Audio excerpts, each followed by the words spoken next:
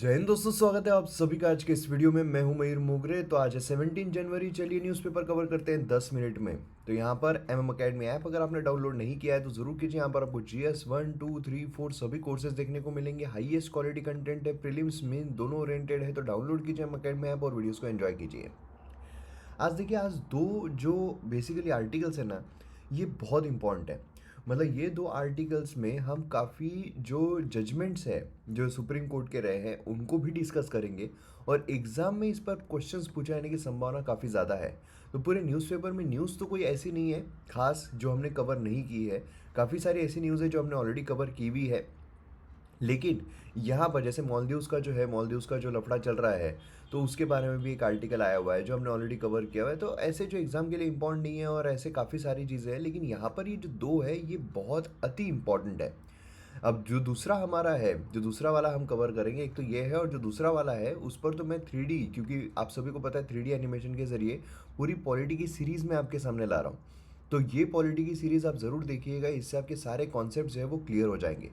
तो चलिए सबसे पहले यहाँ पर आते हैं जुडिशियल कॉन्ट्रडिक्शन इन दिल्ली चीफ सेक्रेटरीज एक्सटेंशन। अभी हुआ क्या है, जो दिल्ली की चीफ सेक्रेटरी है नरेश कुमार, उनका एक्सटेंशन किया गया है। मतलब और जो वो पोजीशन पे थे तो और उसको एक्सटेंड किया गया है। और यहीं से कॉन्फ्लिक्ट शुरू हो रहा है, क्योंकि जो अरविंद केजरीवाल है, चीफ मिनिस्टर अरविंद केजरीवाल, वो उनका रिमूवल चाह रहे थे। लेकिन गवर्नमेंट ने क्या किया, उनको एक्सटेंड कर दिया। अब ये टसल जो है, आप बोलोगे तो टसल चलती रह रही है, इसमें खास क्या है? इसमें खास ये है कि जो यहाँ पर चीफ सेक्रेटरी है नरेश कुमार, इनके अगेंस्ट में जो करप्शन केसेस है वो चल रहे हैं, जो फेवरेटिज्म के केसेस है वो हमें देखने को मिल रहे हैं। मतलब उन पर इल्ज़ाम लगे हैं, केसेस बोलने के बजाय इल्ज़ाम लगे हैं। तो यहाँ पर अगर आप देखोगे, chief secretary serious charges of corruption favouritism जो है वो यहाँ पर उनके पीछे लगे हुए हैं, जिस वजह से अरविंद केजरीवाल जो है वो उनका रिमूवल चाह रहे थे। तो इसीलिए यहाँ पर जो ऑथर है वो सजेस्ट कर रहे हैं कोर्ट का जो डिसीजन है उनका टेन्योर एक्सटेंड करने का, वो भी यहाँ पर काफ़ी इनकन्सिस्टेंट हो जाता है। क्योंकि यहाँ पर जो गवर्नमेंट है उन्होंने ही नहीं, जो कोर्ट है उन्होंने भी इसका एक्सटेंशन जो है उसको वैलिड बताया हुआ है। अब देखिए, जो सिविल सर्विसेज होते हैं, आप जैसे यूपीएससी क्लियर करोगे तो उसके बाद आप आईएएस बनोगे, आईपीएस बनोगे। तो यहाँ पर जो national capital territory of Delhi है, तो वहाँ पर किसकी चलती है, जो वहाँ पर पोजीशंस दी जाती है। तो ये एक्ट जो है 2023 का, ये सेंटर को अथॉरिटी देता है कि सिविल सर्विसेज जो है वो यहाँ पर दिल्ली में, अभी हाल ही में ये एक्ट जो है वो लाया गया था, याद है, मैंने कवर भी किया था शॉर्ट्स वीडियो के जरिए। तो ये जो government of national capital territory of Delhi act है, इसके तहत सेंटर के पास ये पावर है कि भाई वो यहाँ पर सब कुछ कर सकती है ना। अब ऑथर जो है वो आर्ग्यू करता है कि एक्ट जो है वो यहाँ पर कोर्ट का अर्लियर सर्विस जजमेंट को भी निगेट करता है। अब अर्लियर सर्विस जजमेंट कौन सा है वो हम आगे देखेंगे। अब सर्विस जजमेंट अगर आप देखोगे तो कोर्ट यहाँ पर कार्व आउट कर रहा है exception from chief secretary of Delhi, कि वो डिफरेंटली प्लेस्ड है देन अदर ऑफिसर्स। ये यहाँ पर कोर्ट के द्वारा बोला जा रहा है कि भले ही हमने यहाँ पर दिया हुआ है कि कैसे वहाँ पर रखना चाहिए, लेकिन स्टिल ये जो है, ये जो हमें चीफ सेक्रेटरी ऑफ दिल्ली है, ये अलग तरीके से प्लेस किए गए हैं बाकी ऑफिसर्स के मुकाबले, इसलिए उनको रखे रहना चाहिए। Conflict of tenure extension, author point out करते हैं कि इवन यहाँ पर recommend requirement doesn't strictly apply.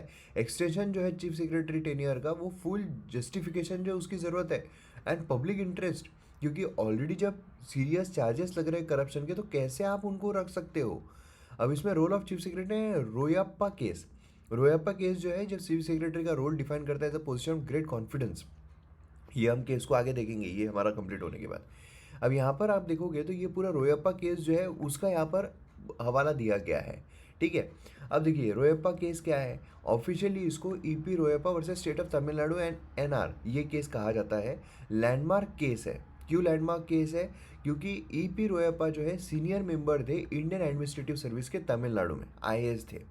1969 में क्या हुआ, जो पोस्ट चीफ सेक्रेटरी की वो वैकेंट हो गई। अब कौन बनेगा, तो रोयप्पा जो है वही यहाँ पर कंसिडर किए जा रहे थे, लेकिन उनको ये पोस्ट देने के बजाय रोयप्पा को ट्रांसफ़र कर दिया गया लेस प्रेस्टिजियस पोजीशन पर। तो रोयप्पा जो है उन्होंने चैलेंज किया उनकी ट्रांसफ़र को, उन्होंने आर्ग्यू किया कि भाई यहाँ पर ट्रांसफ़र जो है वो तो गवर्नमेंट के देने का अधिकार है, लेकिन यहाँ पर ये रॉन्गफुल इंटेंशंस के साथ किया गया है। उन्होंने कहा जो अपॉइंटमेंट है चीफ सेक्रेटरी की, वो मेरिट और सीनियरिटी पर बेस्ड रहनी चाहिए, और मैं यहाँ पर सीनियर हूँ, मैं यहाँ पर मेरिटियस हूँ, तो इसीलिए मेरे को ये पोजीशन जो है वो मिलनी चाहिए थी। तमिलनाडु गवर्नमेंट डिफेंड किया ट्रांसफ़र को कि वो पब्लिक इंटरेस्ट में उनका ट्रांसफ़र जो है वो दिया गया है। देन उसके बाद सुप्रीम कोर्ट में केस जाता है। सुप्रीम कोर्ट ने रोयप्पा के फेवर में के निर्णय दिया। उन्होंने जो ट्रांसफ़र है उसको होल्ड किया और ये कहा कि वो इलीगल और अनकॉन्स्टिट्यूशनल है। कोर्ट ने सिविल प्रिंसिपल यहाँ पर लेट डाउन किए। पोस्ट जो है चीफ सेक्रेटरी की, ये ग्रेट कॉन्फिडेंस की है। इसमें स्ट्रॉन्ग रिलेशनशिप जो है चीफ सेक्रेटरी और चीफ मिनिस्टर के बीच में होनी चाहिए। अपॉइंटमेंट जो ऐसी पोजीशन पर वो ऑब्जेक्टिव क्राइटेरिया जैसे मेरिट और सीनियरिटी पर बेस्ड होनी चाहिए, ना कि पॉलिटिकल कंसिडरेशन पर। और अगर ऐसा कुछ किया जाता है तो वो मैलाफाइड, वो नल एंड वॉइड रहेगा। सिग्निफिकेंस ये है कि भाई यहाँ पर Indian law appointment transfer senior officials के लिए एक बड़ा एक केस स्टडी बन जाता है और मेरिट और ऑब्जेक्टिविटी जो है उसका इंपॉर्टेंस यहाँ पर बताता है। तो इसीलिए यही चीज़ जो है यहाँ पर भी कही जा रही थी। तो हमारे लिए दो चीज़ें इंपॉर्टेंट है कि कैसे यहाँ पर किया जाता है, प्लस यहाँ पर जो रोयप्पा केस है उसके ऊपर भी क्वेश्चन आपको आ सकता है। नेक्स्ट एंड मोस्ट इम्पॉर्टेंट, मतलब ये यूपीएससी में पूछा जाने के चांसेस 99% है। Understanding the 10 schedule. 10 शेड्यूल को अलग तरीके से यहाँ पर पेश किया जा रहा है। अभी तक हमको 10 शेड्यूल के बारे में क्या पता है कि भाई पार्टी जो है, कोई एक कैंडिडेट है, अगर वो अपनी पार्टी छोड़कर दूसरी पार्टी में जाता है या फिर अपनी पार्टी से राजीनामा देता है तो वो क्या हो जाएगा, राजीनामा रेसिग्नेशन देता है तो वो क्या हो जाएगा, वो डिसक्वालीफाई हो जाएगा। डिसक्वालीफाई कौन करता है भाई, स्पीकर जो उसके द्वारा किया जाता है। प्लस अगर 2/3 लोग जो है वो अपनी पार्टी छोड़कर दूसरी पार्टी में मर्ज हो जाते हैं तो यहाँ पर वो डिसक्वालीफाई नहीं होंगे। बस हमको इतना ही पता है। लेकिन यहाँ पर और डीपली जा रहे हैं हम। क्यों जा रहे हैं? क्योंकि यहाँ पर मैं अगर आपको बोलूँ कि ये चीफ मिनिस्टर है, ठीक है, ये चीफ मिनिस्टर है और ये कुछ भी नहीं है एट प्रेजेंट की सिचुएशन में। अगर मैं बोलूँ जो महाराष्ट्र पॉलिटिक्स चल रही है, ठीक है, उस सिनारियो में बोल रहा हूँ, ये कुछ भी नहीं है। मतलब मैं आपको और डिटेल में ये चीज़ बताऊंगा, लेकिन मैं एज अ गवर्नमेंट पोजीशन के हिसाब से बता रहा हूँ। ये चीफ मिनिस्टर है और ये गवर्नमेंट की कोई पोजीशन अभी हैंडल नहीं कर रहे हैं। प्लस दोनों ही शिवसेना के हैं। आप बोलोगे ऐसे कैसे हो सकता है? यही महाराष्ट्र में हो रहा है। महाराष्ट्र में ऑलरेडी मैंने एक सेपरेट वीडियो बनाया है महाराष्ट्र में क्या हुआ, किस तरीके से हुआ, उस पर। तो वीडियो अगर आपने नहीं देखा है तो ज़रूर देखिएगा, आपको पूरी पॉलिटिक्स वहाँ समझ में आ जाएगी। खैर, यहाँ पर जो बात हम कर रहे हैं, यहाँ पर बात चल रहे हैं, यह है एकनाथ शिंदे जो चीफ मिनिस्टर है महाराष्ट्र के, और ये शिवसेना के हेड थे। लेकिन हुआ ये कि जब ये हेड थे तो इन्होंने कांग्रेस और एनसीपी के साथ, मतलब दूसरी पार्टी के साथ मर्ज करके अपनी सरकार बनाई। फिर उसके बाद ये पार्टी में से ये अलग हो गए। अब अलग होने के बाद एक खुद की पार्टी बनानी चाहिए या फिर जो दूसरी पार्टी है उसमें मर्ज होना चाहिए। लेकिन इन्होंने क्या किया, अपने 40 एमएलए साथ में लेके गए जो शिवसेना के थे, और फिर उसके बाद उन्होंने कहा कि हम ही रियल शिवसेना है, और इन्होंने बीजेपी के साथ मिलकर सरकार बना ली। अब हम ही रियल शिवसेना है तो ये अब यहाँ पर क्या होता है, यहाँ पर मतलब ये डिस्क्वालीफाई होंगे या नहीं होंगे, यही पूरा मसला जो है वो चल रहा था कोर्ट में। अब कोर्ट ने कुछ गाइडलाइंस दिए, क्योंकि है स्पीकर के हाथ में, तो स्पीकर ने यहाँ पर किसी को भी डिस्क्वालीफाई नहीं किया, ना इनके मेंबर्स को किया ना इनके मेंबर्स को किया। तो बेसिकली यहाँ पर दो चीज़ें निकल कर आ रही है कि क्या अगर पॉलिटिकल पार्टी इस तरीके से दूसरी, मतलब कोई निकल के बोल सकता है कि ये मेरी पॉलिटिकल पार्टी है। दूसरा क्वेश्चन यहाँ पर अराइज होता है कि व्हीप कौन इशू कर सकता है या फिर व्हीप कौन होता है। और तीसरी चीज़ यहाँ पर निकलती है कि डिसक्वालिफिकेशन का क्राइटेरिया क्या है, ठीक है, या फिर जो पॉलिटिकल पार्टी इस तरीके से कोई क्लेम कर रहा है तो किसकी पॉलिटिकल पार्टी रहेगी उसका क्या है। तो महाराष्ट्र असेंबली स्पीकर जो उन्होंने रिफ्यूज़ किया डिस्क्वालीफाई 40 एमएलए एकनाथ शिंदे के, ये 40 एमएलए जो ये लेकर निकले थे उनको डिस्क्वालीफाई करने से मना कर दिया, इनके भी डिस्क्वालीफाई करने से मना कर दिया, और इनके रियल शिवसेना है ऐसा स्पीकर ने कहा, ठीक है। अब ये क्यों हुआ, अब देखिए 10 शेड्यूल क्यों बनाया गया था। तो जैसा मैंने आपको कहा 1960-70s में बहुत सारे लोग जो है वो यहाँ पर पार्टी बदल करते रहते थे पैसों के लिए कि भाई हाँ मेरी पार्टी में आजा, सरकार बना लेंगे, तेरे को मंत्री की पोजीशन दे देंगे, तेरे को 3-4 करोड़ दे देंगे, ऐसे।